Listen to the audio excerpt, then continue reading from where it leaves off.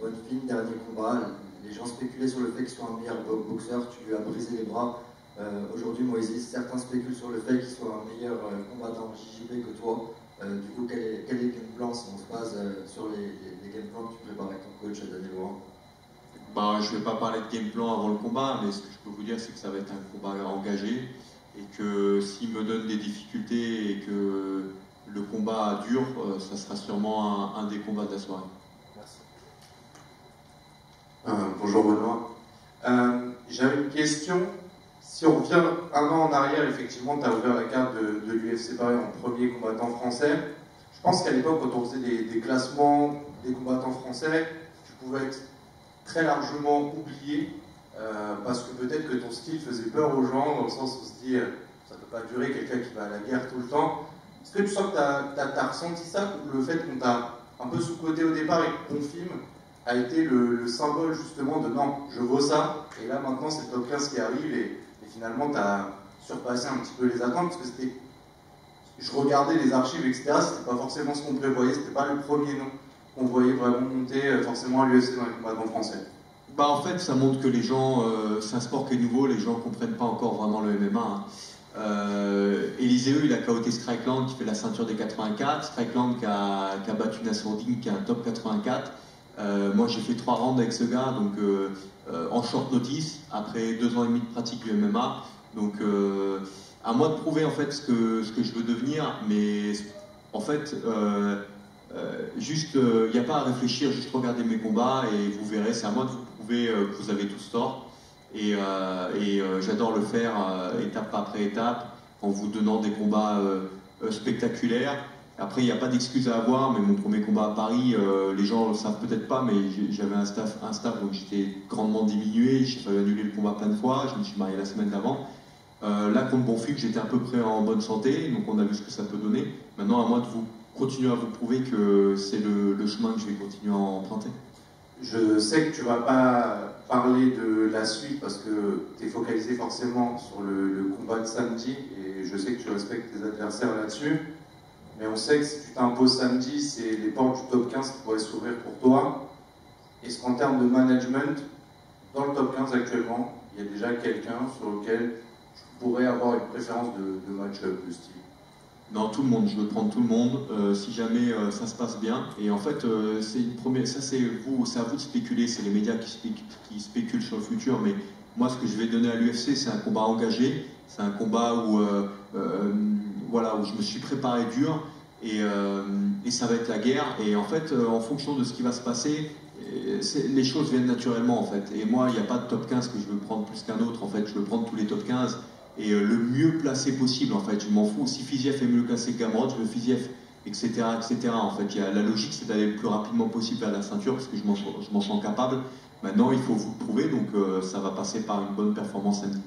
Est-ce que tu penses que les Français, justement, en fait, ils ont peut-être un peu trop peur pour toi, alors que toi, tu n'as aucune peur? Parce que finalement, ils avaient peut-être peur contre Bonfim, ils peuvent avoir peur s'ils entendent des noms du top 15, alors que toi, ça n'affecte pas.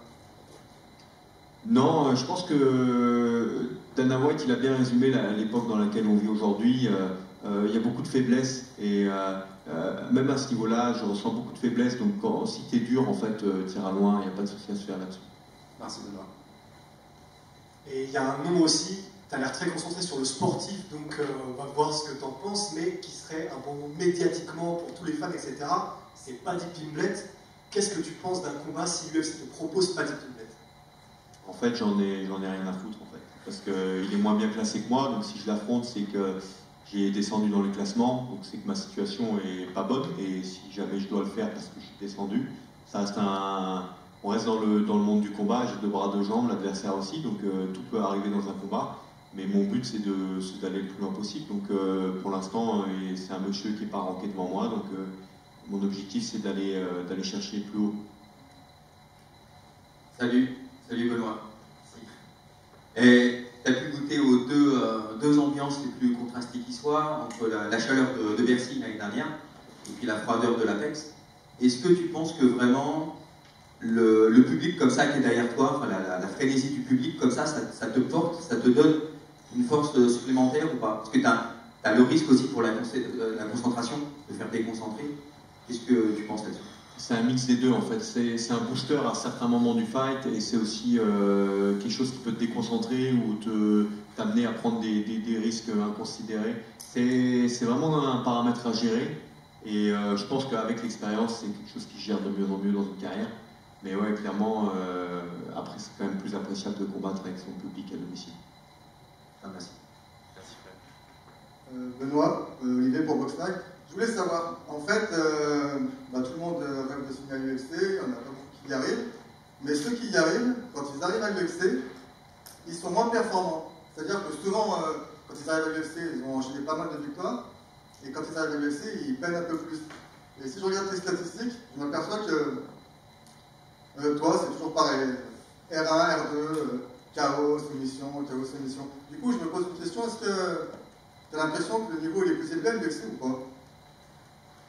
Je pense que c'est surtout le top 20, le top 30 de la catégorie de poids, ça reste quand même la Ligue des Champions, donc je pense que le classement Tapologie, je le trouve assez juste, c'est-à-dire que globalement, les 10 meilleurs combattants de la planète, c'est ceux qui sont à l'UFC, dans le top 10, d'ailleurs on le voit, un mec comme Olivier Aubin-Mercier, il va à la PFL, il prend le tournoi la première année, il se faisait taper par tout le monde dans le top 15 à l'UFC, donc ça reste la Ligue des Champions, je pense, de l'UFC, c'est pour ça que j'ai envie de performer dans cette organisation.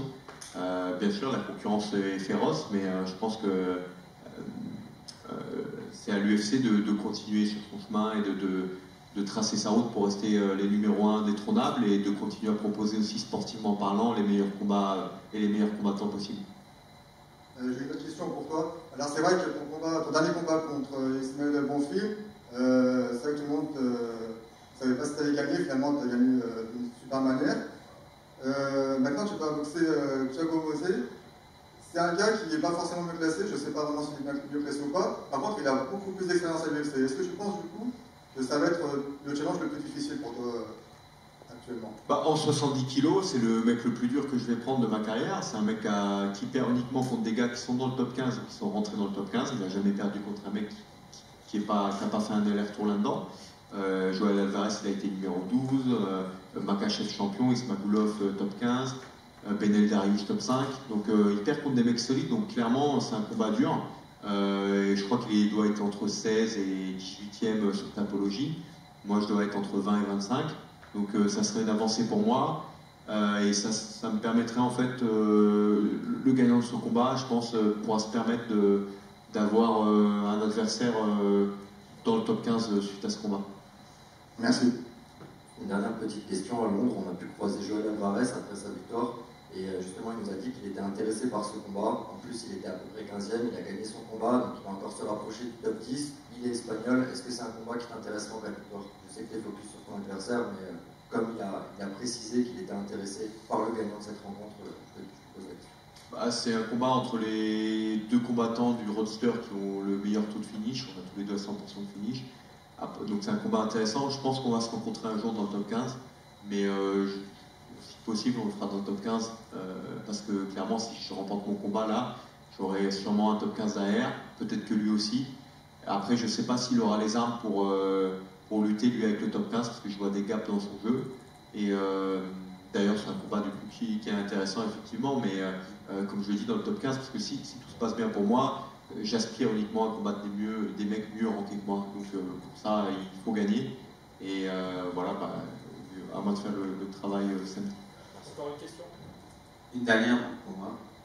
Je voulais savoir si les conférences de presse, la promo, tous ces trucs-là, ça prend vachement d'énergie en fait, les gens ne s'en rendent pas forcément compte.